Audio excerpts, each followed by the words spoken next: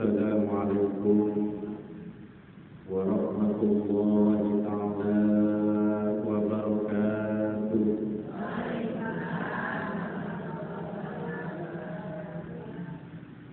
Alhamdulillahi rabbil alamin.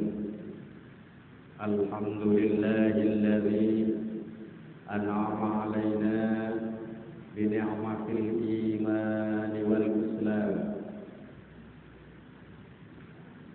أشهد أن لا إله إلا الله وحده لا شريك له وأشهد أن سيدنا ونبينا محمدا عبده ورسوله الذي لا نبي بعده.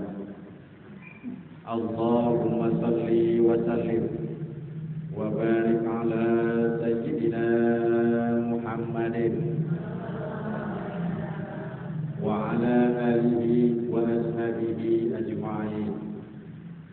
أيها الهادرون، اتقوا الله حق تقاته ولا تموتن إلا وأنتم مسلمون. وقد قال الله تعالى في كتابه الكريم وهو أصدق القائلين: أعوذ بالله من الشيطان الرجيم. بسم الله الرحمن الرحيم.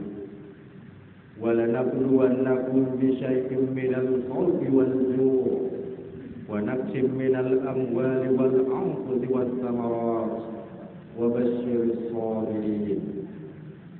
وقال أيضا: والصابرين في البأساء والضراء وحين البأس أولئك الذين صدقوا وأولئك هم المتقون. الآية والمعنى والله أعلم بمراده. أما بعد. Puji sebagai kalimat yang paling pantas kita ucapkan ketika kita mau mulai ngaji.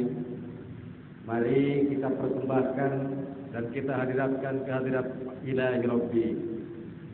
Syukur sebagai ungkapan rasa syukur atas nikmat-nikmat yang telah dilimpahkan kepada kita. Mari kita hadiratkan kehadirat Allah yang Maha Ghafur.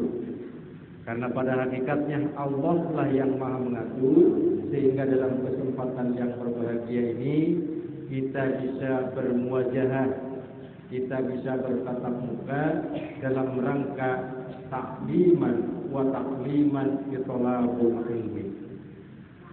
Mudah-mudahan niat kita, mudah-mudahan langkah kita, mudah-mudahan ongkos kita, mudah-mudahan duduk kita di tempat ini akan menjadi saksi nanti di yaumil qiyamah dan akan menjadi wasilah untuk dimudahkannya kita oleh Allah menuju surganya Allah Subhanahu wa ta'ala. Amin ya Allah ya Rabbal alamin. Karena Rasul katakan, man salaka tariqan ila ilmi sahalallahu ta'ala tariqan ilal jannah. Barang siapa orang yang mau melangkahkan kakinya ke majelis ilmu, maka Allah akan memudahkan kepadanya jalan menuju surganya Allah Subhanahu wa ta'ala. Amin ya Allah ya Rabbal alamin.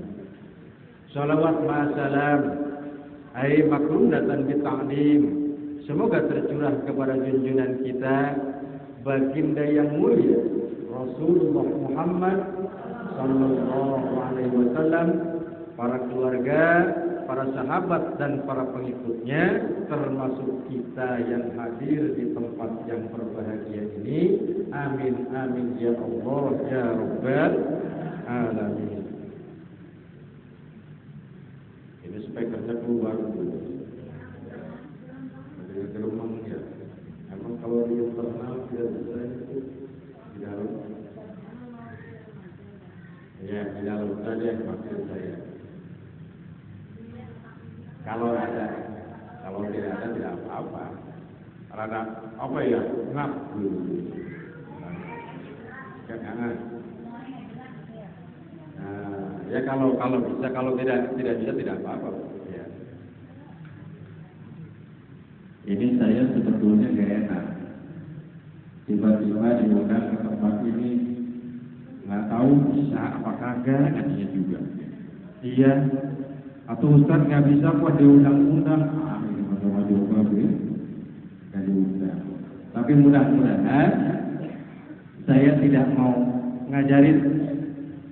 Ibu, saya pakai bahasanya bahasa yang penting ya. Kalau bahasa di sininya saya kurang lancar, takut kasar nanti. Ada yang sudah kenal dengan saya tuh? Belum ibu ya? Kemarin waktu di Kelurahan, ibu saja gitu ya. Oh gitu, oh ini motornya barangkali. Iya. Ibu-ibu hadirin sekalian yang saya hormati dan mudah-mudahan dimuliakan oleh Allah Subhanahu wa taala. Sudah merupakan sunatullah. Sudah merupakan sunatullah. Bahwasanya kehidupan manusia akan senantiasa diwarnai oleh berbagai macam cobaan dan ujian dari Allah Subhanahu wa taala. Setuju enggak? Kalau ngaji dengan saya, karena saya masih tidak bisa, ya begini saja. Ya, putar dengar lagi. Mudah-mudahan ibu kalau kita pergi ke majelis taklim tidak usah berpikir dapat apa ya saya dari majelis taklim. Alhamdulillah dapat satu kotak, saya jangan. Ya, langkahnya saja itu sudah dihitung oleh Allah Subhanahu wa taala sebagai tiket menuju surganya Allah. Amin ya Allah ya Rabbal alamin. Kenapa Ustaz? Memang betul begitu. Tadi saya katakan ya, man salaka tariqan ilal ilmi sahalallahu ta'ala tariqan ilal jannah. Barang siapa orang yang mau melangkahkan kaki ke majelis ilmu, maka dia akan dicatat oleh Allah, dimudahkan kepadanya jalan menuju surga Allah Subhanahu wa taala. Yang penting niat di dalam hatinya li a'la kalimatillah wa li mardhatillah wa li talabul ilmi. Dari pagi sudah siap ibu-ibunya. Oh, sudah siap. Bapak-bapaknya karena pulangnya malam-malam, makanya dari pagi tadi sudah bicara. Bapak nanti sore pulangnya ayo pengajian ya dengan Al-Fatihah. Insya Allah itu sudah dicatat. Ini mau pergi ngaji, bapaknya lagi kerja, nggak mau dari malam, apalagi tadi mau berangkat nanti dulu. Awas. Lalu kalau semua yakin sudah izin dulu ke suaminya, insya Allah. Yang belum juga mudah saja. Itu tadi dikatakan. Jadi tidak usah berpikir dapat apa, duduknya saja, insya Allah akan Allah balas dengan jalan dimudahkan menuju surganya Allah Subhanahu wa taala. Amin ya Allah. Kembali bahwa kehidupan manusia dalam hidup itu pasti diwarnai oleh cobaan dan ujian dari Allah Subhanahu wa taala. Entah itu ujiannya itu kesenangan terhadap ibadah, itu ujian. Kesenangan terhadap ibadah, malas dalam melaksanakan ibadah, kebanyakan harta, kekurangan harta, banyak anak, tidak punya anak, kesedihan, kesenangan, itu adalah hakikatnya ujian dari Allah Subhanahu wa taala. Ustaz, untuk apa Allah memberikan ujian kepada manusia? Kenapa? Kok Allah bisa ya kadang-kadang memberikan ujian terhadap manusia? Lagi enak-enak, senang-senang, anak lagi nurut, suami lagi nurut gitu ya. Kadang-kadang gede terjadi. Apa hakikatnya adanya ujian dan cobaan di hadapan Allah? Hakikatnya adalah untuk menguji tingkat ketakwaan kita kepada Allah Subhanahu wa taala. Jadi hakikatnya ujian yang datang dari Allah untuk menguji tingkat ketakwaan kita, tingkat ketaatan kita kepada Allah Subhanahu wa taala. Seperti di sini pengajiannya pada serius lanjut kita Bu. Lanjut ya. Ustaz namanya siapa? Aku ketemu di jalan. Nama saya Ujang Zainal Mutakhir. Ujang orang mana biasanya? Orang Sunda. Kalau orang seberang Cibuyut. Bersama. Ujang itu laki-laki, Zainal itu perhiasan, Mutakhir itu adalah orang yang bertakwa. Makanya orang tua mengharapkan ini anak laki-laki ini mudah-mudahan anak laki-laki dari Sunda akan menjadi perhiasan orang-orang yang bertakwa. Amin ya Allah ya Rabbal alamin. Kemarin di kelurahan saya katakan, tapi kadang-kadang saya suka nyesek di hati itu.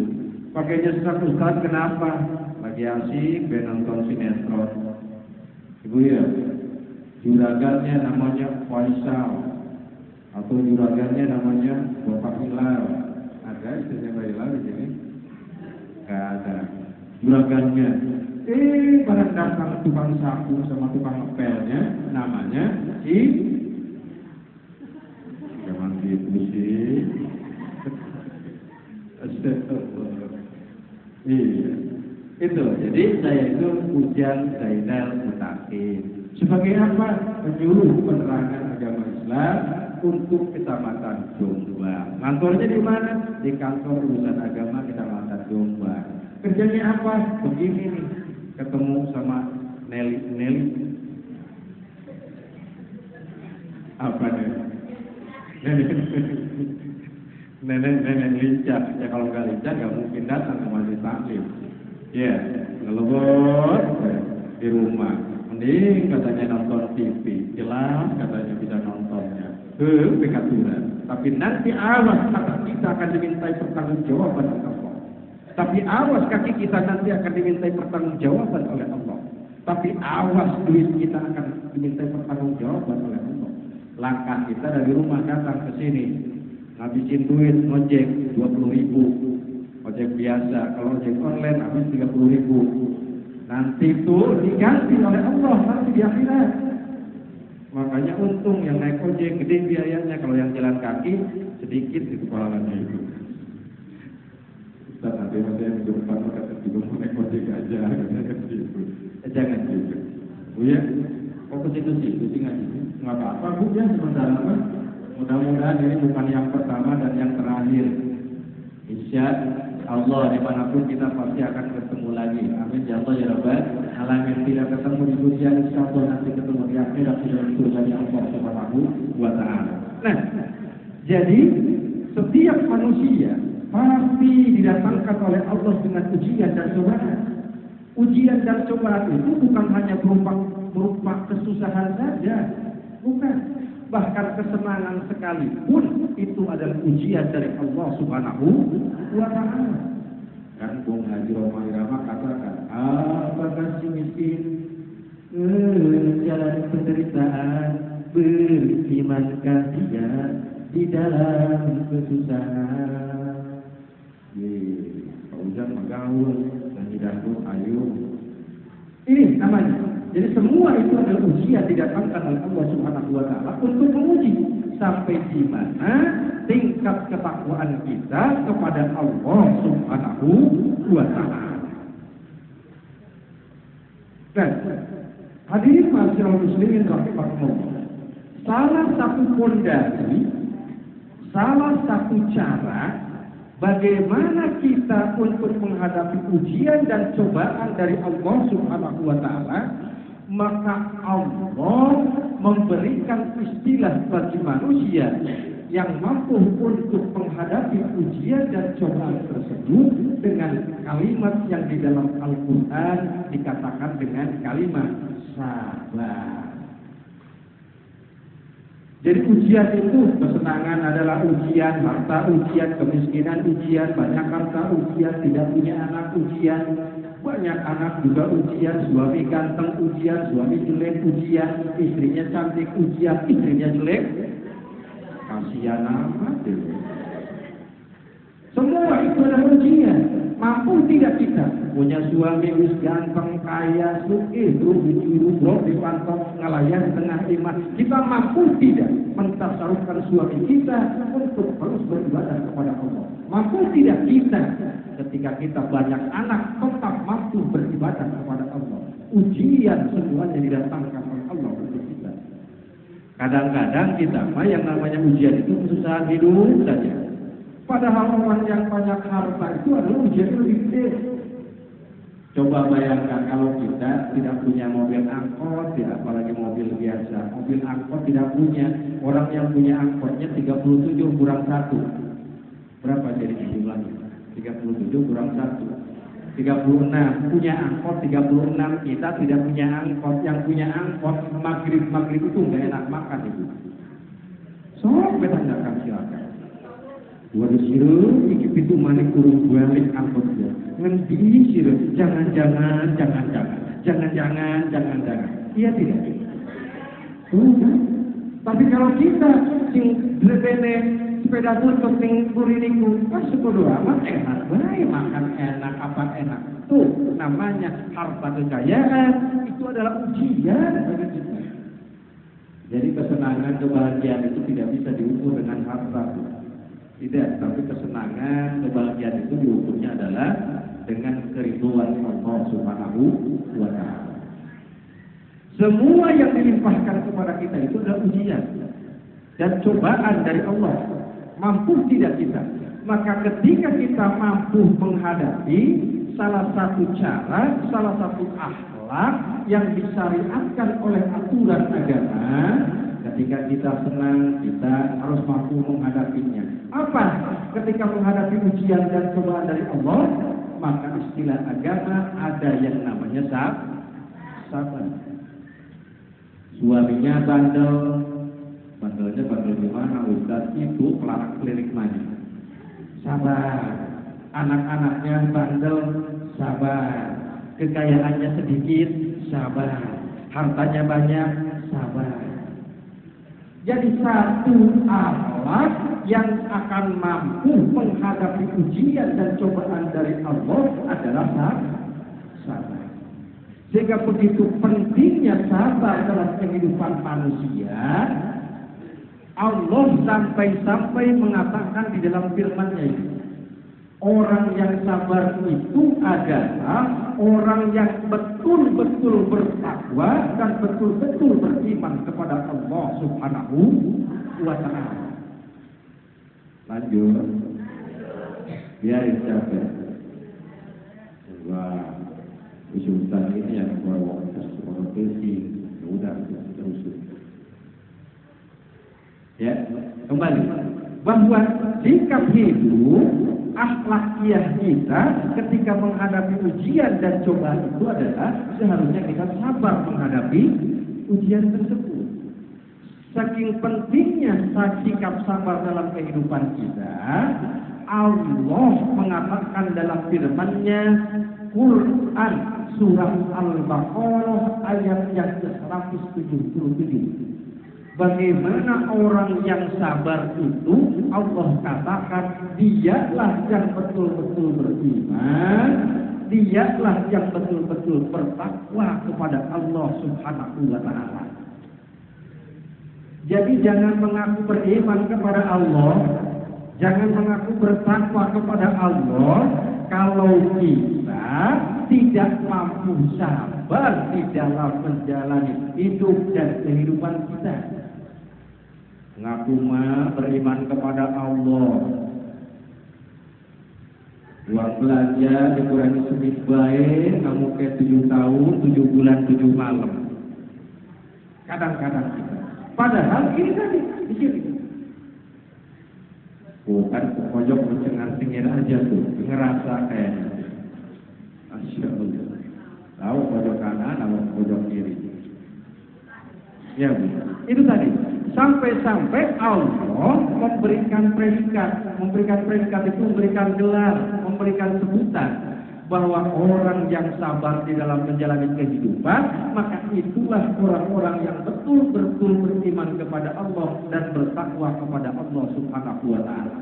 Silahkan nanti dibuka Quran surat Al-Baqarah ayat yang ke-177. Di mana Allah katakan was-sabirina fil ba'sa'i wat-dharra wa hinal ba's ulaika alladziina shadaqu wa ulaika humul muttaqun. Jelas kan ya?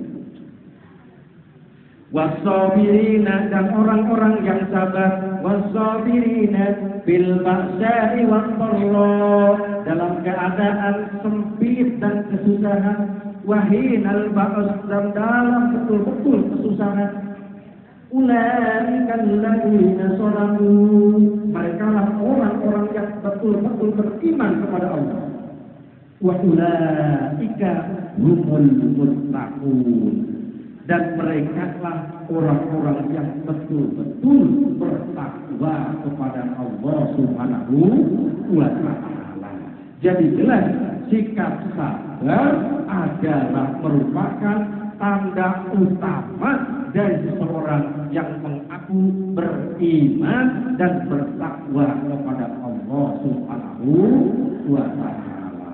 Mudah-mudahan kita masuk dalam kategori orang-orang yang sabar di hadapan Allah Subhanahu wa Ta'ala. Amin ya Allah ya Rabbal alamin. Ibu ini biasanya pengajian di sini siapa? Saya belum di sini. Kiainya atau ustaznya siapa ya biasanya? Ibu tertanya gitu ya. Oh gitu. Kalau itu kan harus pulang kredit, walaupun saya kehitungnya dari pemerintahan, katanya nanti salah ya, apa ketua iya, salah. Ya. Tapi kalau sama Pak Nila sering ketemu karena orang kita di pemerintahan. Oh begitu, salam ibu ya, saya bukan ini, tapi ini dalam rangka satu sisi melaksanakan tugas dari kantor, pada sisi yang lain pun kita dalam rangka ta'awanu 'alal birri wat taqwa wa la ta'awanu 'alal itsmi wal 'udwan wa tawassaw bil haqq wa tawassaw bis sabr. Ya Bu ya, jadi punten saya bukan ngajarin ini mah hitung silaturahmi. Karena silaturahmi itu kan memanjangkan umur dan memperbanyak rezeki, Bu. Amin ya Allah ya Rabbal alamin. Tapi kadang-kadang kalau kita kan yang dihitung rezeki itu kadang-kadang duit saya. Padahal benar. Ini cerita saya. Dulu saya kecelakaan di Makam Balung Ibu. Bawa motor sampai trauma, sampai sekarang nggak mau bawa motor. Itu penyebabnya. Ini berkahnya silaturahmi maksud saya. Jedret tabrakan tahun 2008. Karena saya sering ketemu dengan sekitar sebelah sana, pengajian dan majelis taklim, mungkin kalau saya tidak ada yang kenal, wallahu a'lam, walaupun nyawa ada di hadapan Allah, tetapi kan ada wasilah. Mungkin saya tidak langsung dibawa ke rumah sakit. Tapi karena pas jebret pingsan, lalu kemudian ada ibu-ibu kenal, oh ini mah Pak Anu di sana itu suka di sini, udah langsung bawa ke sana. Itulah berkahnya silaturahmi. Di sana maknanya. Karena Rasul katakan kan perbanyak silaturahmi kalau ingin memanjangkan umur dan memperbanyak rezeki. Ustaz emang bisa gitu diperpanjang umurnya? Ya bukan umurnya ditambah. Kalau tadinya jatahnya 70 tahun jadi 90 tahun, bukan. Tetapi tingkat kemanfaatan umurnya lebih di hadapan Allah. Kan Allah matabir umurona itu bukan ditambah dari 70 jadi 75. Buat apa umur kita sampai 120 tahun kalau cuma maksiat kepada Allah? Lebih baik umur kita 120 tahun tapi taat kepada Allah. Ayo benar begitu. Allah ya. Nah, jadi tanda orang yang beriman dan bertakwa kepada Allah, ukuran tanda pertama menurut Quran surat Al-Baqarah ayat yang ke-177 tadi adalah orang-orang yang bersabar ketika dia dalam kesusahan, orang yang bersabar ketika dia di dalam kesempitan. Pertanyaan dari saya, yang bisa silakan jawab, yang tidak bisa juga silakan jawab. Ma huwa sabar? Apa sih sabar itu? Kadang-kadang kan kita sabar, tidak sabar, tidak. Laki berada bohong, laki gelap, sabar, tidak sabar. Barang habis udah habis sabarnya, aduh, kesabaran kita gentek, jadi edek apa kita A B C D E F G, itu kan ya. Lalu apa itu sabar? Yo, kadang-kadang. Atau Ustaz yang namanya sabar mah kalau kita kemalingan, ya sudahlah serahkan kepada Allah, sabar. Betul tidak? Mungkin betul. Atau Ustaz yang namanya sabar mah kalaupun ada yang nyakitin kita, sudah biarkan saja. Betul, itu pun sabar. Atau Ustaz yang namanya sabar mah biasanya makan kalau gesek, ini makan kalau daging, itu sabar. Alhamdulillah, itu pun betul. Apa sabar? Ada nggak ujungnya sabar itu? Kadang-kadang ibu-ibu yang cerewet kadang-kadang.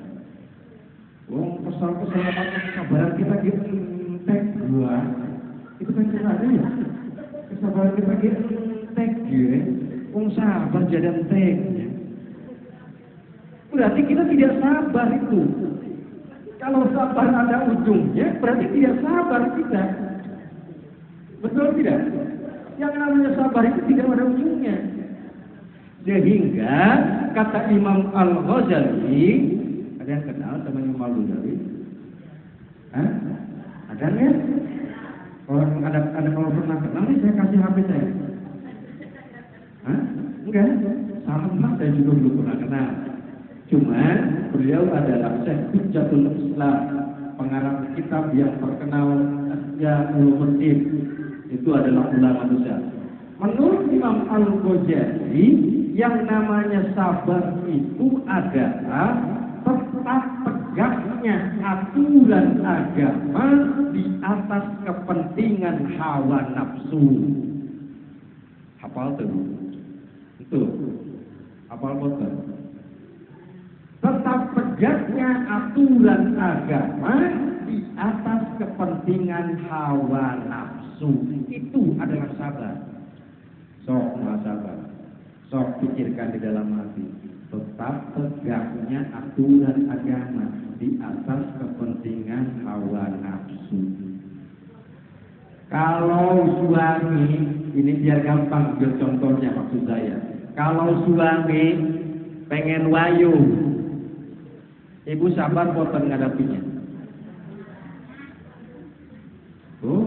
Padahal aturannya tetap tegak aturan agama di atas kepentingan hawa nafsu. Melarang ya melarang, tetapi tidak boleh kita mengeluarkan kalimat-kalimat yang merupakan keingkaran terhadap suami. Ini mas suaminya harus begitu, kitanya malah kabur dari rumah. Itu berarti ingkar, dosa besar di hadapan Allah. Tetap tegak aturan agama di atas kepentingan hawa nafsu. Hawa nafsu mengatakan kalau ada orang yang nakal kepada kita, maka kita inginnya apa? Hawa nafsu dibalas itu. Wong emangnya laki buang sih bisa mengkonon kita sih bisa sih nafsu, iya kan? Tetapi aturan agama apa? Wa'ashiruhunna bil ma'ruf. Allahu Akbar. Itu kan aturan agama. Kalau suami bercerita suami begini, wa'ashiruhunna bil ma'ruf. Memang nafsu mah inginnya kita pasti tak balas kalau secara kita gitu. Nafsu, tetapi aturan agama mengatakan wa'ashiruhunna bil ma'ruf. Pergaulilah dia dengan pergaulan yang baik, dengan tutur kata yang baik. Maka kesel tahan dulu. Begitu maknanya. Ngantuk ya? Oh enggak. Saya mah kadang-kadang kalau sama ibu takut ngantuk. Betul saja. Kalau di sini sih kelihatan seger-seger. Iya saja. Hati-hati.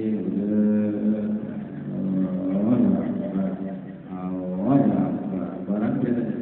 Ngantuk. Gitu ngantuk. Nah, aku kira-kira. Hati-hati. Hati-hati. Tapi daripada tidak berangkat ke majlis taklim, taklim lebih baik berangkat sambil ngantuk-ngantuk juga. Cuma ini kan masjidnya tuh ya, musola ya, tapi suka dipakai masjid ya. Sholat berjamaah enggak? Oh belum? Khawatir nanti ya, terutama masih yang produktif, yang belum monopause, gitu ya maksud saya. Ikhtiar saja, hati-hati, khawatir lagi dalam keadaan haid misalnya ya. Kalau dalam keadaan haid, kalau di masjid yang suka dipakai untuk sholat berjamaah, namanya masjid ya. Ada yang mengatakan kalau masjid taklim tidak jadi persoalan. Kalau kita dalam keadaan haid, misalkan saking semangatnya ngaji biar yuk sampai masuk ke masjid, ada ulama yang mengatakan tidak boleh khawatir, gitu ya. Dalam keadaan rusuh tidak apa-apa, kalau mau silakan di luarnya, tidak apa-apa, gitu. Itu untuk ikhtiar kita. Kok ke situ ngajinya? Tadi dari mana tadi? Sampai ke situ ya, nggak apa-apa tuh. Ya. Di mana tadi sampai apa tadi? Sampai sabar. Ya. Apa tadi? Yang namanya sabar itu adalah tetap tegaknya aturan agama di atas kepentingan hawa nafsu. Itu adalah sabar. Makanya sabar itu nggak ada ujungnya. Tidak ada ujungnya yang namanya sabar itu. Karena kan tetap terus tegak aturan agama di atas kepentingan hawa nafsu. Misalkan siang-siang lagi puasa, iya kan? Lagi puasa ini, kan? Di sini ngejejer orang. Kita dulu di sebuah masjid, misalnya ada satpam, di sini ada pak polisi, misalkan, ya, yang ngejagain kita di sini semua ada teman kita dulu. Bismillahirrahmanirrahim. Nawaitu hadatsal afdal bismillahirrahmanirrahim. Sholati fardholillahi ta'ala. Terus kumur. Allahumma inni a'udzubika minas summi wal halakah. Karena kita lagi haus beneran, akhirnya kita minum baik tuh. Ada yang melihat ya? Tidak ada, kok cuma kita aja kan yang tahu. Kenapa kita tidak lakukan itu? Karena kita sabar dengan ketentuan Allah. Padahal hakikatnya kalau hawa nafsu, siang bolong lagi berpuasa, melihat air, jangankan air yang bagus, melihat karet gelang di merah juga udah kayak apa itu? Kayak rujak cendol itu. Iya, kadang-kadang kan begitu. Nah, tetap tegak aturan agama di atas kepentingan hawa nafsu. Tidak boleh. Karena Allah katakan tegakkan aturan agama, hawa nafsu singkirkan. Maka waswajirina fil ba'sa'i wad-dharra wa hinal nas. Ulaika alladziina sadaqu wa ulaika humul muttaqun. Dia termasuk orang-orang yang betul-betul beriman dan bertakwa kepada Allah dan yakin akan dimudahkan menuju surganya Allah Subhanahu wa taala. Orang yang sabar. Sehingga itu menurut Imam Al-Ghazali, tadi kita sudah paham betul, ujian coba datang, apa kekayaan, kurang harta, anak, istri, laki, semua menjadi cobaan bagi kita. Hadapi dengan kesabaran. Yang namanya sabar tetap tegak aturan agama di atas kepentingan hawa nafsu. Lalu kemudian kata Imam Al-Ghazali, untuk itu minimal kesabaran bermakna tetap tegak aturan agama itu harus kita terapkan dalam kehidupan kita minimal di dalam 5 aspek kehidupan kita. Yang harus kita sabar tuh, ya. Mana yang 5 itu Pak Ustaz Ujang? Yang pertama kata Imam Al-Ghazali, as-sabru indal musibah. Ini satu. Jadi kan tadi sudah jelas, sabar itu ini, bahwa sabar itu kayak begini. Maka ketika saya sudah mengaku sabar, yang pertama kita diperintahkan oleh Allah melalui keterangan-keterangan dan aturan agama, kita diperintahkan untuk as-sabru indal musibah. Sabar ketika kita mendapatkan musibah dalam kehidupan kita. Kalau di sini sih kelihatan tampang-tampangnya juga tampang-tampang orang-orang sabar. Yakin saya yakin di sini. Bahkan kayaknya kalau di sini suaminya mau kayak Mbak Subuh juga tidak apa-apa, tapi sabar. Enggak. Pak Subuh mau banyak kan ya? Ada berapa? Masya Allah. Ya, yang pertama sabar itu kata Imam Al-Ghazali as-sabru indal musibah. Sabar ketika kita menghadapi ujian berupa musibah dari Allah Subhanahu wa taala. Orang yang sabar terhadap musibah prinsipnya adalah khairihi wa syarrihi minallahi ta'ala. Bahwa kita mendapatkan ujian musibah itu hakikatnya khairihi, bagusnya dan jeleknya itu adalah sudah ketentuan dari Allah Subhanahu wa taala. Kan di rukun iman kita percaya akan qada dan qadar Allah, betul? Percaya enggak, Bu? Kalau nggak percaya musyrik kita, murtad. Cuma kodok dan kodarnya Allah itu ada yang mutlak, ada yang mu'allaq. Mutlak itu adalah kodok itu adalah kodok yang sudah tidak bisa dirubah. Itu adalah kodok mutlak. Kalau kodok mu'allaq itu ketentuan Allah yang masih bisa dirubah. Karena yazalul kodok illa bidu'a, tidak akan berubah ketentuan manusia kecuali dengan doa. Maka disyariatkan kita untuk berdoa kepada Allah. Yang bagaimana Ustaz yang tidak bisa dirubah kodok mutlak itu? Semua orang pasti mati, betul? Betul kan? 50 tahun, 60 tahun, 70 tahun, 80 tahun, sampai ujungnya itu pasti mati. Semua yang namanya ujang jainal mutakin sudah ditulis oleh Allah di Lauhul Mahfuz bahwa dia matinya tanggal sekian, jam sekian, di anu itu sudah jelas. Tetapi ada kodok yang mu'allaq, tergantung upaya kita. Apa? Semua orang Allahumma inna nas'aluka husnal khatimah wa na'udzubika min syarril 'aqibati was-su'il khatimah. Apa artinya? Orang meninggal dalam keadaan husnul khatimah dan su'ul khatimah itu bisa diupayakan. Matinya pasti, tetapi su'ul khatimah atau husnul khatimah tergantung usaha kita. Maknanya begitu, matinya pasti, tetapi husnul khotimah atau su'ul khotimah itu upaya kita. Wong pengen mati husnul khotimah, anjir, weten mati saklime, boten rau. Sing pundi ayo husnul khotimah? Kelakuane ngobrol beda tangga. Apa ngobrol tangga itu? Kalau kata orang Sunda mah ngupat, ngomongin orang kenal. Pengen husnul khotimah, ada taklim tidak didatangi, sholat tidak. Ustaz kalau sudah takdir dari Allah masuk surga, maka insya Allah masuk surga. Ini sih main enak-enak dewe. Terkondek sih. Kalau pengen husnul khotimah, maka bergaul dengan orang-orang yang menuju kepada husnul khotimah. Orang meninggal dalam keadaan taklim itu istilah husnul khotimah. Jangan gegabah ibu mati meninggal lagi nonton TV, nontonnya nonton si Persik lagi goyang gergaji, atau lagi nonton si itu siapa yang lagi goyang titik apa kabeh dulu, iya, atau si itu yang lagi goyang patah-patah. Siapa, Bu? Nggak tahu. Nggak gaul.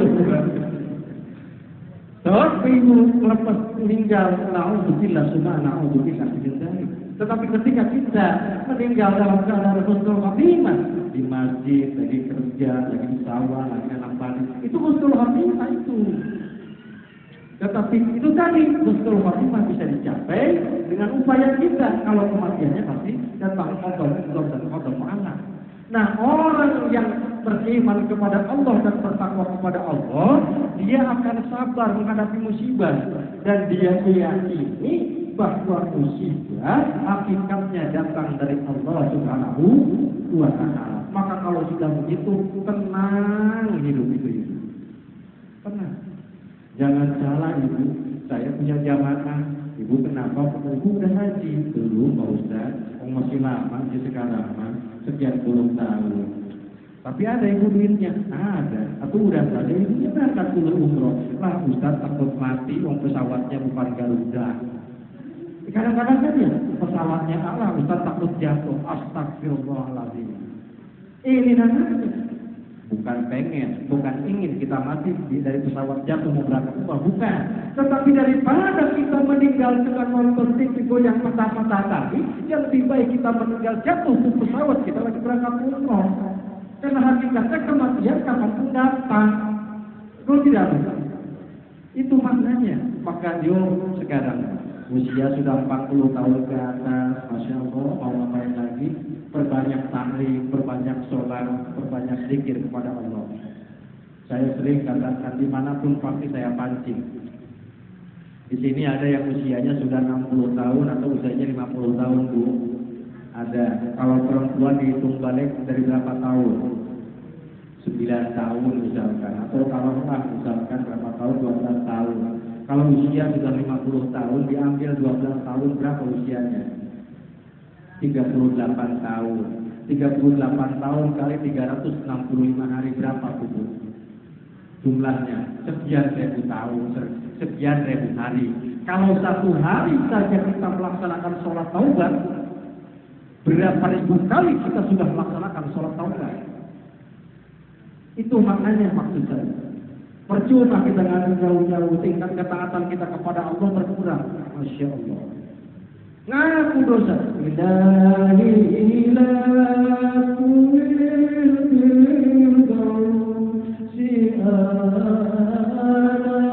Ngaku pakai dosa kepada Allah, tobat tidak. Betul tidak? Yuk, mulai sekarang. Tanamkan di dalam hati kita, setiap habis sholat, saya mau melaksanakan sholat taubat kepada Allah Subhanahu wa Ta'ala. Terus dibersihkan kita dengan sholat wajibnya ngebersihin dosa, ditambah sholat taubat bersih lagi itu dosa. Satu hari kita mengerjakan 5 kali sholat taubat, kapan dosa akan meninggal dalam diri kita? Insya Allah bersih. Ya. Nah, orang yang beriman dan bertakwa kepada Allah, waktu keburu sore, Ibu kalau sudah habis nanti dikasih tahu ya. Jadi kan berapa? Ada tanya jawabnya. Ini baru satu itu sementara sabar itu dalam 5 perbuatan. Ya, orang yang sabar kepada Allah itu terutama dia dalam hal musibah dulu harus sabar. Ya, kan yang namanya musibah itu kadang-kadang musibah materi, musibah kecelakaan, musibah nyawa. Kadang-kadang yang paling fatal adalah ketika kita ditinggal meninggal. Betul. Kadang-kadang ada di sebagian kampung tidak menerima. Ya Allah, kan kita kan masih butuh. Ya Allah, laki kita kelewatan di sumber keringan. Ya Allah, ya Allah. Barang-barang dikubur je. Bapak ikut deh. Udah mau dimasukin ke kuburan. Saking keselnya Ustaznya, Ibu benar mau ikut ke dalam. Nggak mau Ustaz. Jadi itu tuh kadang-kadang. Hati-hati kadang-kadang. Sabar. Kita dapat apapun juga hakikatnya saya diwasyafihi minallah ta'ala. Itu dari Allah Subhanahu wa ta'ala. Iya kan? Bersifat materi, lagi banyak harta, kebakaran. Bisa itu adab dari Allah, bisa juga itu musibah dari Allah. Kalau adab dari Allah, sabar kita bertaubat kepada Allah. Kalau itu ujian dan cobaan, sabar kita kepada Allah dan tawakal kepada Allah. Maka ketika kita sudah lurus dalam ujian itu, Allah akan melimpahkan pahalanya, memudahkan kita menuju surga Allah. Amin ya Allah ya Rabbal alamin. Hati-hati Bu. Ini di komplek lain Mas, suaminya meninggal. Masya Allah sampai kegarungan. Dua karbu Allah Gusti Allah, ya Allah itu kenapa diambil dua? Nangisnya nggak berhenti. Sampai air matanya lepas ke mayat itu akan terjadi siksa api neraka. Hati-hati. Itu namanya dalam kategori agama. Kalau kita dapat musibah, siapapun orang tua kita, istri kita, suami kita meninggal, lalu kemudian nangis yang berlebih-lebihan sampai mencakar-cakar mayit, atau nangis yang berlebih-lebihan, itu namanya niyahah. Niyahah itu dilarang di dalam agama. Dilarang dalam agama. Maksudnya apa Ustaz? Kalau ada tetesan air mata jatuh menangisi mayit, maka tetesan air mata yang kita jatuhkan itu akan menjadi wasilah munculnya azab bagi ahli kubur si mayit ini. Hati-hati, Ustaz kalau gitu nggak boleh nangis ya. Silakan, nangis tidak apa-apa. Yang tidak boleh itu berlebih-lebihannya. Rasulullah ketika putranya meninggal, Rasul nangis. Yang tidak boleh meraung-raung, itu yang tidak boleh. Hati-hati betul kata-kata.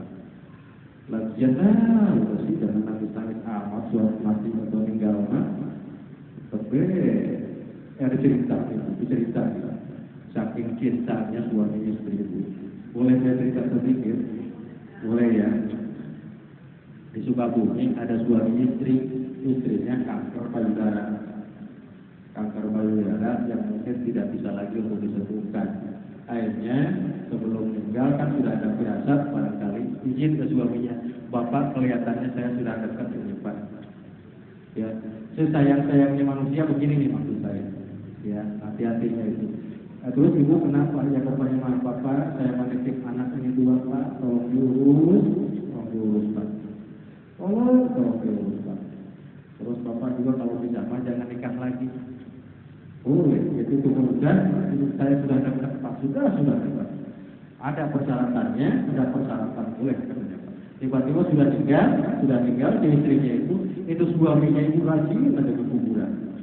Tiap hari bawa air sebotol, gitu, disiramin ke kuburan. Selama 1 minggu terus saja begitu. Saking sayang barangkali. Tetangga yang penasaran pas lewatnya itu, Akang sini sih mampir dulu sebentar, mau apa ibu? Hari Akang teh begitu sayang amat sama istri sudah meninggal juga tiap hari, terus kucurin air ke makam ke kuburan. Ya kenapa sih Akang katanya? Ya gitu begini katanya, ibu begini sebelum meninggal istri saya itu wasiatnya urus anak saya itu yang tua, tolong yang ini jaga semuanya, dan satu lagi Pak katanya, ternyata Bapak tidak boleh nikah lagi sebelum tumpuk-tumpuk di atas kuburan saya.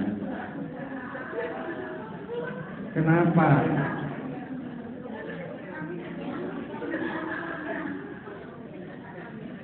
Jadi kenapa jadi? Pada prosesnya. Ternyata rajin 1 minggu bawa air di dalam botol, nyiramin kuburan terus itu biar cepat tumbuh di atas kuburan. Allah karim. Itulah dunia maksud saya. Bu ya, salah kadarnya saja. Kalau mau sambil nanya jawab tidak apa-apa diperjalanan tadi juga silakan ya. Mana. Waalaikumsalam warahmatullahi wabarakatuh. Iya. Jalannya itu. Iya.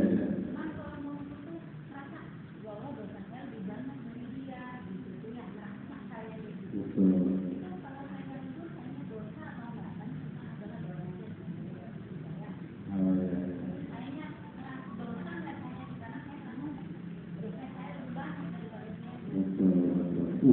Ini pertanyaannya dalam ya. Bisa kabur Ustaz. Ustaz, ada orang nyelenehnya itu alam nyeleneh seperti apa ya? Nyelenehnya itu. Tapi yang jelas berarti dia melanggar aturan agama lah nyelenehnya ya dalam hal ini.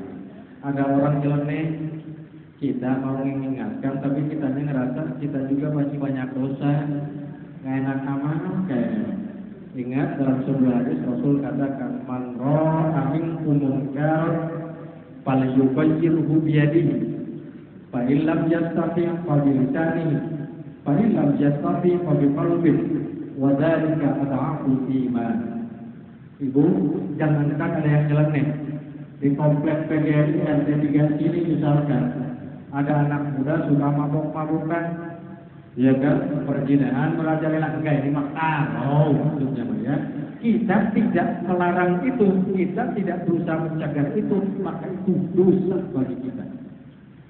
Man ra'a minkum munkaran falyughayyirhu, maka rubah, harus dirubah. Ustaz, tapi tadi seperti itu tadi, maka Rasul katakan kalau kamu mampu dengan tangan kamu, lakukan dengan tangan kamu. Dengan tangan kamu itu gimana? Di sini barangkali ada yang seorang guru, ada yang ustazah, ya Bu ya, ada yang istrinya polisi misalkan. Kekuatan itu yang harus kita gunakan untuk mencegah kemungkaran tadi.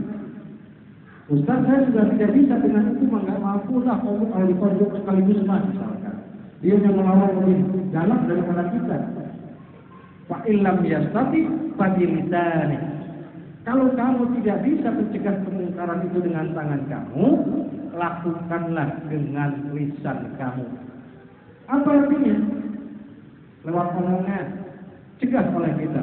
Saya ajak konsumsi haram sih. Begitu saja itu merupakan cegahan dari kita.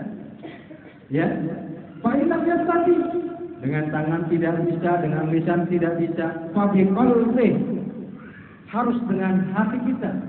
Kadang-kadang jangan jauh-jauh suami saja misalkan. Kita sudah tahu suami itu di kantornya misalkan jabatannya adalah seorang manajer. Gajinya kita sudah tahu 1 bulannya 5 miliar.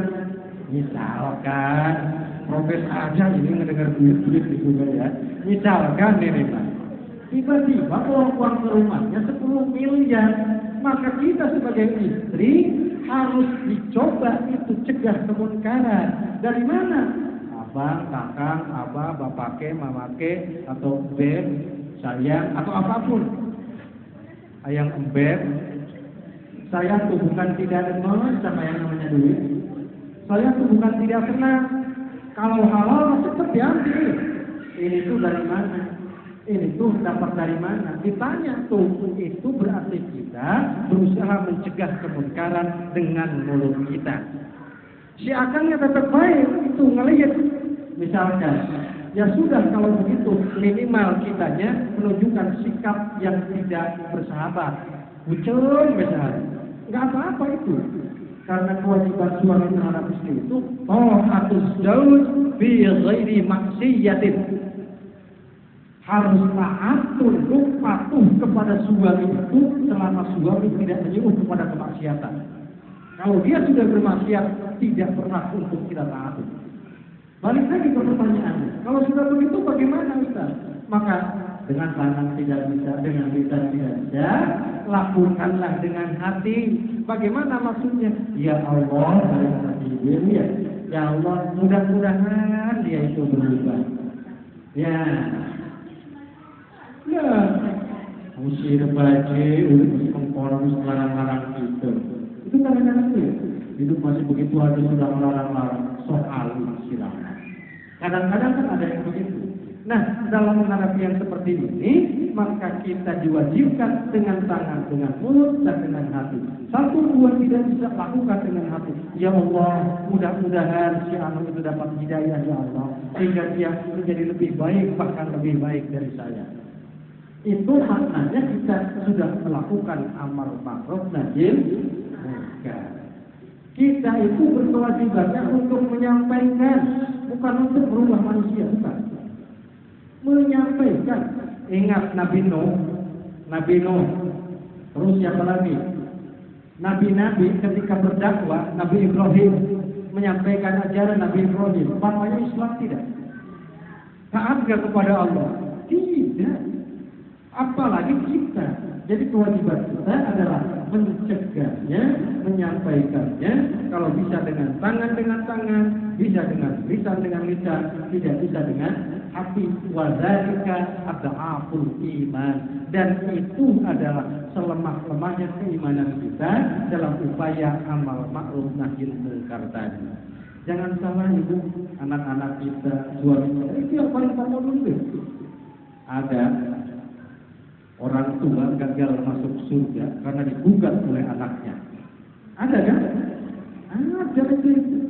Sudah di yaumil hisab nanti, sudah mau jalan ke dalam surga, dari belakang berteriak anaknya, ya Allah, tahan dulu yang bersangkutan untuk masuk surga.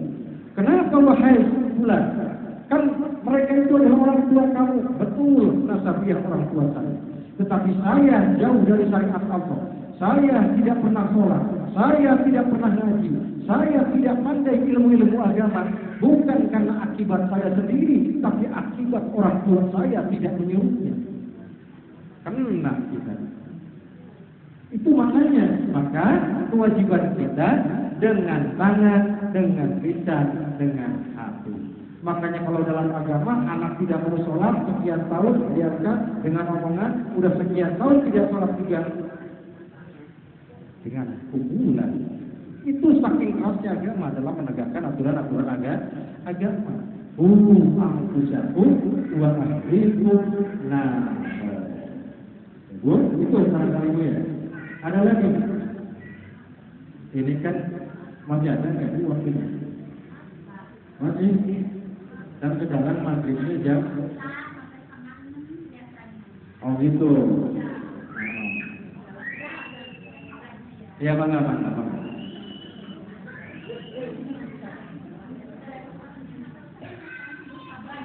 Betul?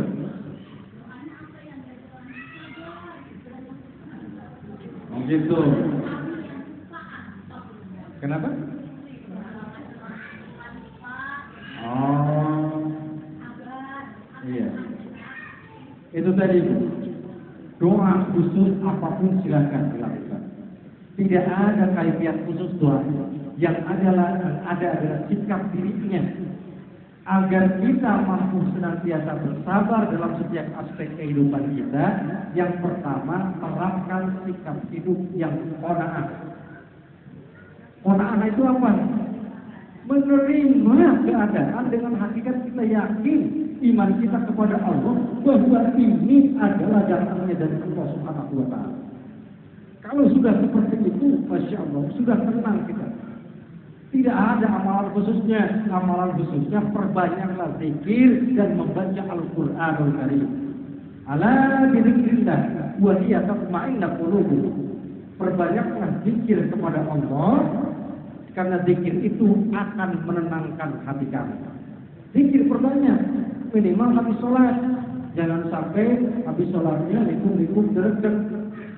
Tahu likum-likum dereget. Assalamualaikum warahmatullahi wabarakatuh. Assalamualaikum warahmatullahi wabarakatuh. Aisyah acara TV lagi Allah. Itu likum-likum dereget. Iya, kadang-kadang kita, ya Bu ya, maknanya itu Bu, tidak ada kaifiat doa khusus, ya. Perbanyak baca Quran, karena Al-Quran itu adalah syifa. Al-Quran adalah obat dari segala macam penyakit. Insya Allah ditenangkan pikiran kita.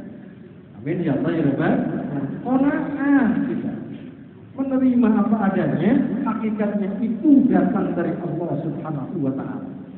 Amin ya Allah ya Rabbal alamin. Kita kalau sudah sabar, qanaah itu akan muncul sabar karena sifat qanaah kita. Kalau tidak sabar, mah udah susah udah Ibu. Wong namanya hidup manusia kadang-kadang kan sudah satu pengen dua, kalau sudah dua pengen tiga, kalau sudah tiga pengen empat pengen lima, kalau lima terus. Itu orang tidak qanaah namanya. Susah itu kan begitu kadang-kadang. Ujungnya apa? Sempit hatinya. Orang lain yang beli mobil barunya, kita yang panas dinginnya di rumah. Karena tidak qanaah. Iya kan? Orang lain bajunya bagus-bagus baik, diomongin ke sana. Siapa ya? Mau sama aja hasilnya bukan ini orang bajunya blak. Ini kan seperti itu. Tetapi ketika kita qanaah, menyadari kita bersyukur dengan apa yang ada dalam diri kita, hakikatnya khairihi wa syarrihi minallah ta'ala, maka akan tatma'inna qulub. Hati kita akan menjadi tenang. Insya Allah. Sok dan kebanyakan laki-laki yang melengsir itu lebih jelas nama macam-macam lah. Ya tetap baik air rumput di sebelah sana, kalau lebih hijau daripada di sini. Kenapa dia melakukan seperti itu? Karena tidak qanaah. Bukannya dia menyirami yang ada di sini, malah pandangannya saja yang dialihkan ke sana. Itu karena tidak qanaah kita. Kadang-kadang kan hidup pasawang-sawang katanya. Hidup mah sawang-sawangan. Si A melihat kita senang, kita melihat dia senang. Padahal kita yang merasakan. Itu maknanya. Kembali ke pertanyaan Ibu, tidak ada saya memberikan tip doanya. Kalau mau Berbanyak zikir kepada Allah, berbanyak baca Al-Qur'anul Karim. Minimal habis sholat baca Quran deh. Satu khataman. Ya, satu khataman saja. Nggak kuat Ustaz satu khataman mah, ya sudah tuh. Setiap habis sholat 1 juz kalau begitu. Masih nggak kuat, 1 juznya berapa lembar? 1 juz berapa lembar tuh? Paling 9-10 lembar itu tuh. Iya kan? Nah, wong nonton TV kuat orang jangan terus. Masa Quran sudah lembar tidak kuat? Apa intinya? Motivasi dirinya tidak ada. Padahal huruf per huruf dari Al-Quran akan dibalas oleh Allah dengan 10 kali lipatan itu. Kalau kita baca surat Yasin tiap malam, kalikan hurufnya yang ada dalam Quran surat Yasin berapa huruf? Kali 10, maka qultu syafi'an li ashabi. Dia akan menjadi syafaat nanti di yaumil qiyamah. Yang usia sudah 40 tahun ke atas ditanya, kamu sudah sering baca Quran? Sering sih. Kapan? Ya sebulan sekali mana? Ya Allah, sering di sebulan sekali. Minimal habis sholat. Nggak kuat Ustaz 1 juz mah. Kalau nggak kuat 1 juz, setengah juz. Nggak kuat juga Ustaz 1,5 juz juga 1 makro. Nggak kuat Ustaz 1 makro. Astagfirullahaladzim 10 ayat. Nggak kuat 10 ayat. Ya minimal atau 1 lembar. Nggak kuat juga minimal 1 ayat. Nggak kuat 1 ayat kebinati wis mati baik mungkin. Itu. Masya Allah. Ini maksud. Ala dzikrillah wa hiya tatma'innu qulub. Lalu kemudian iqra'ul Qur'an wal Qur'an qultu syafi'an li ashabi. Baca Quran karena Quran itu adalah syifaa'ul linnas, obat bagi manusia dari segala macam penyakit. Apalagi kalau galau, ya hati tidak tenang. Pakai di sini, itu mikirin A, mikirin B, mikirin C, anak burung bayaran, suami gajinya lagi dipotong karena ngutang di kita. Lalu kemudian ya Allah beras nggak ada, anak lagi sakit, mana bujurnya ada bisulnya lagi. Misalkan cepat ambil wudhu baca Quran, insya Allah tenang itu hati. Kadang-kadang kita begitu susah tidur malam aja kita mah larinya ke TV bukan ke Al-Quran. Kalau nggak bisa tidur malam-malam, lari ke TV, yang mana mau tidur, matanya makin melotot. Iya kan, tidur jam 12 belum sholat, sampai subuhnya ketinggalan. Allah kan, ini hati-hati. Ala bidzikrillah wa hiya tatma'innul qulub. Banyak berzikir kepada Allah. Minimal kalau kita kan sudah biasa lah habis sholat itu ya subhanallah walhamdulillah wala ilaha illallah wallahu akbar. Itu tuh 33 kali semuanya. Istighfar 30 kali, la ilaha illallah 33 kali. Masih kuat juga 111 kali, masih kuat juga 300 kali, masih kuat juga tingkatin terus dan terus, maka insya Allah tenang pikiran kita. Kadang-kadang itu tadi kita ya, itu diantaranya ya. Masih ada tuh pertanyaannya. Itu saja barangkali tuh ya yang dapat saya jawab. Ya mudah-mudahan puas. Kalau nggak puas, mari kita belajar lagi bersama-sama. Ada lagi pertanyaan? Ya, mana? Waalaikumsalam warahmatullahi wabarakatuh.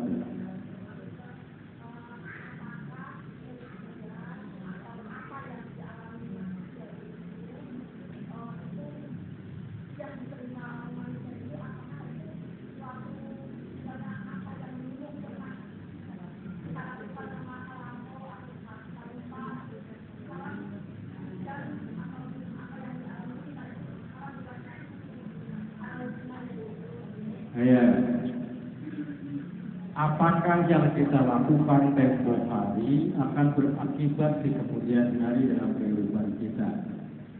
Yakin tidak dengan itu? Kan ada bahasa, siapa yang menanam maka dia akan menuai.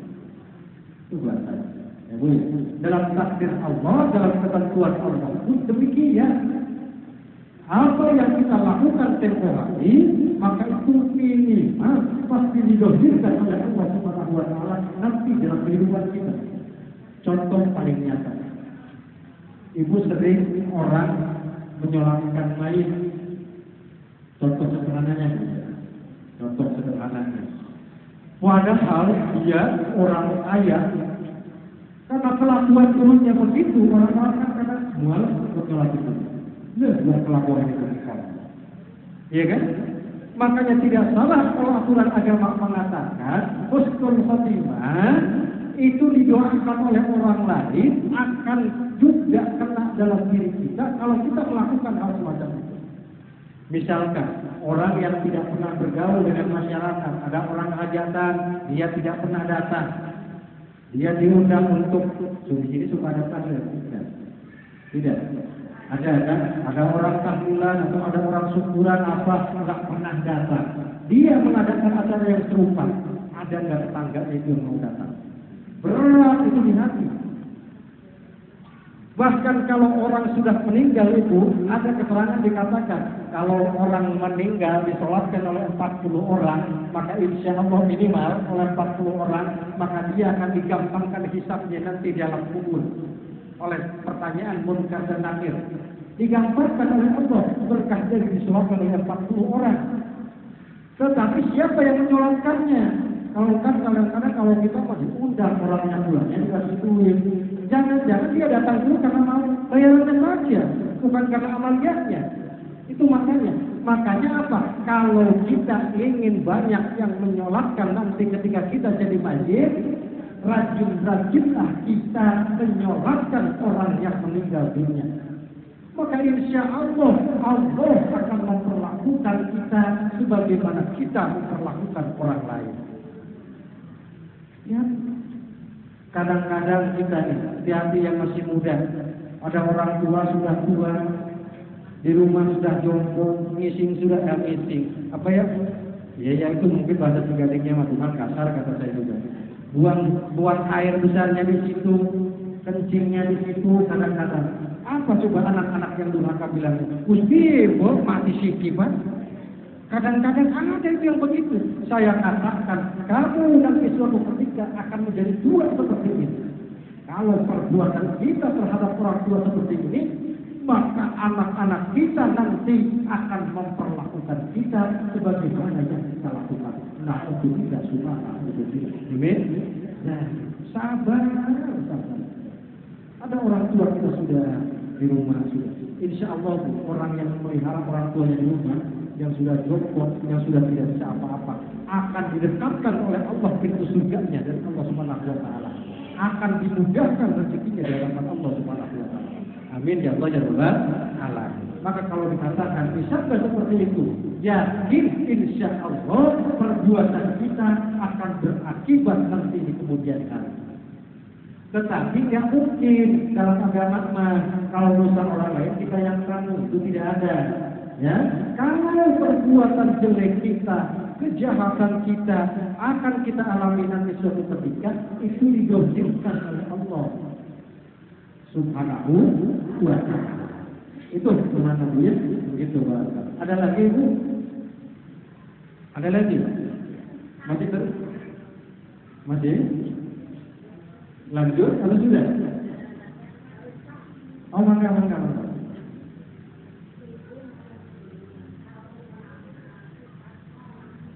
Ya?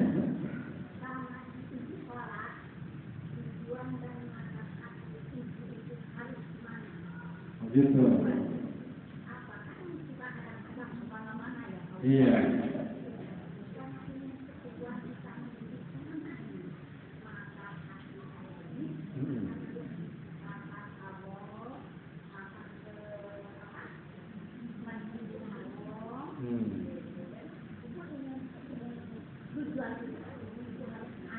Oh, gitu ya. Waduh, berat nih. Ini kaitannya dengan sholat khusus sebetulnya. Iya. Kenapa? Ini kan kaitannya dengan sholat khusus. Iya. Ibu, yang namanya sholat khusus itu kata Imam Ali dikatakan al-khusus hudurul qalb, menghadirkan hati. Menghadirkan hatinya bagaimana? Mengingat Allah, kebesaran Allah. Kita bukan sholat ingat ke Ka'bah, bukan ke sajadah, bukan. Kita sholat itu adalah beribadah kepada Allah. Fal ya'budu rabb hadzal bait.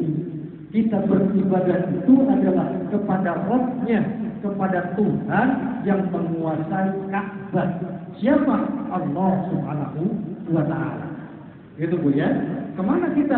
Pikiran kita itu menghadirkan hati kita minimal kata Imam Al-Ghazali tatkala takbiratul ihram saja kalau kita al-khudurul qalbnya itu menghadirkan hatinya itu Allahu Akbar. Nah, pas di situ saja minimal. Dan memang kalau kita makan sholatnya kadang-kadang punya kalau kita mah lagi sholat Masya Allah kompor belum dimatiin. Aduh lagi sholat Allahu Akbar Bismillahirrahmanirrahim. Ya Allah anak-anakku belum bayaran ya Allah. Itu kan kadang-kadang kita sampai lupa rakaat keberapa.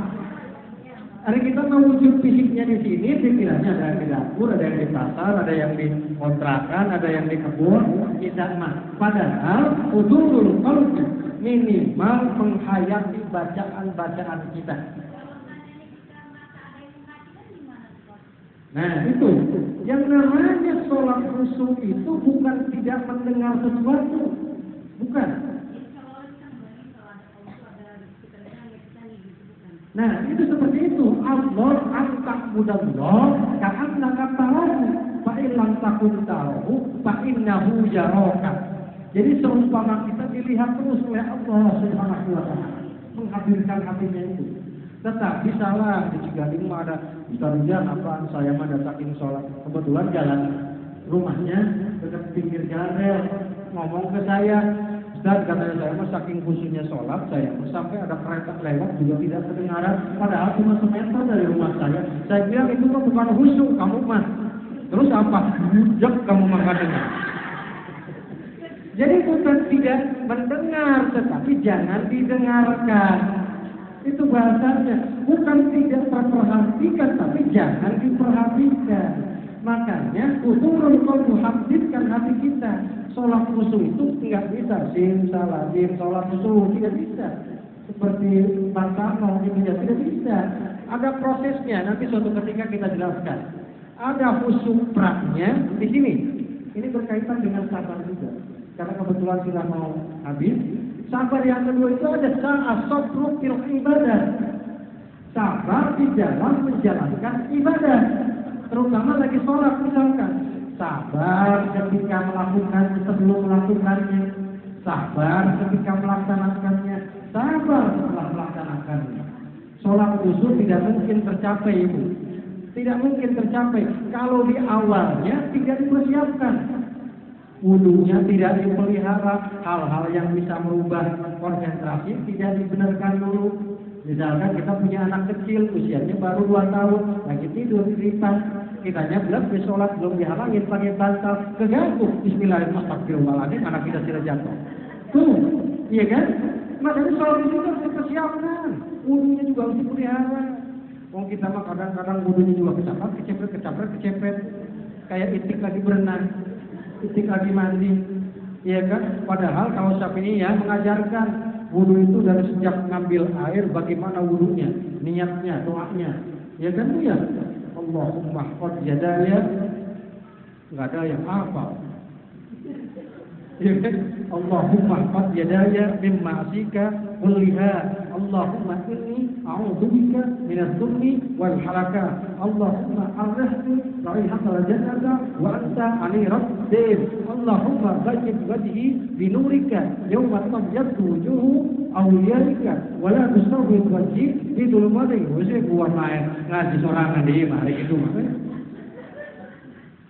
Umur kita kadang-kadang kan sudah merasa paling bagus ibadah kita. Ditanya wudu saja kadang-kadang memang tidak wajib, tetapi fardhul amal, keutamaan. Ya Allah cerahkanlah muka saya. Jadi tidak usah facial ke sana yang mahal-mahal. Wudu sehari semalam 5 kali dengan doa. Allahumma baligh wajhi, ya Allah putihkanlah wajahku ini. Allahumma baligh wajhi binurika, dengan cahayamu ya Allah. Itu doa kepada Allah 5 kali dalam 1 hari 1 malam. Anak kita minta dibeliin motor, sekali dibiarin, 2 kali biarin juga, 3 kali pergi ke bank, 4 kalinya ngambil duit, kelimanya pergi ke tempat belinya. Betul tidak? Allah pun kalau diminta terus diberikan. kepada kita. Jaga. Allahumma baik wajhi. Ada yang hafal tidak? Iya. Tuh, tangannya. Allahumma a'tini kitabi biyamini wa hasibni hisaba yasira. Ya Allah, berikanlah catatan amal saya nanti di yaumil kiamat dengan tangan kanan saya ya Allah. Karena tanda kemuliaan nanti di akhirat, kalau dikumpulkan di alam mahsyar, diberikannya catatan amal dengan tangan kanan. Allahumma a'tini, berikan ya Allah kitabi biyamini wa hasibni, dan gampangkan ya Allah hisaban yasira, dengan hisaban yang digampangkan. Tuh, Allahumma la tu'tini kitab bisimali awli wara'i tahri. Allahumma harim sa'ri wa basari ala nar. Allahumma asmi'ni munadiyal jannata fil jannati ma'al abrar. Allahumma sabbit qadamayya ala siratil mustaqim. Jelas, wajar. Kalau kita gimana mau ikhtiar, mau usul, wudunya tidak dipelihara. Makanya mungkin nanti suatu ketika kita akan bahas itu. Kalau dipertemukan lagi, amin ya Allah ya Rabbal alamin, ya Bu ya. Jadi sholat khusyuk itu bukan tidak mendengar, tetapi diupayakan tidak usah didengarkan. Khusyuk kita, memang kita nggak mungkin bisa kayak Sayyidina Ali rahimallahu wajah. Kalau Sayyidina Ali saking khusyuknya sholat, kalau beliau terkhusyuk dengan pedang, maka dicabutnya pun beliau melakukan sholat. Itu Bu, kalau kita kan lahir sebelum sholat. Misalkan sebelum sholat kita sudah itu ada tetamu datang ke sana, bawa itu jinjingan biasa habis arisan, pokoknya yang mana saja boleh juga. Yang satu isinya itu adalah gentong, yang satu adalah super, yang satunya itu emas 5 gram katanya. Tapi ibunya mau sholat dulu ya, biar sholat. Lagi sholat kan kita mah ingatnya di sana aja. Aisyah kalau emas 5 gram mahal, jadi lumayan tuh. Kita kadang-kadang sholat, apinya kemana-mana. Minimal pas salah takbiratul ihram, ingatkan kita kepada Allah, hadirkan hati kita. Hudurul qalb, menghadirkan hati kita. Allahu Akbar. Itu di situ saja minimal. Ya, di sana. Hayat bacaannya, bukan ke Ka'bah, bukan kemana-mana. Kita beribadah kepada Allah Subhanahu wa Ta'ala. Begitu barangkali itu yang dapat saya sampaikan. Ya Bu ya, mudah-mudahan bermanfaat apa yang saya sampaikan, karena sudah sedikit lagi setengah 6, bahkan kalau di jam saya sudah lewat. Mudah-mudahan bermanfaat untuk kita semua. Amin ya Allah ya Rabbal alamin. Sekali lagi saya mohon maaf kalau ada kata dan kalimat yang kurang berkenan. Benarnya apa yang saya sampaikan itu murni hidayah dari Allah Subhanahu wa Ta'ala, berkah dari guru-guru saya dan orang tua saya. Mudah-mudahan mereka mendapatkan tempat yang layak di sisi Allah Subhanahu wa Ta'ala. Salahnya apa yang saya sampaikan itu murni dari mulut saya dan dari syaitan laknatullah.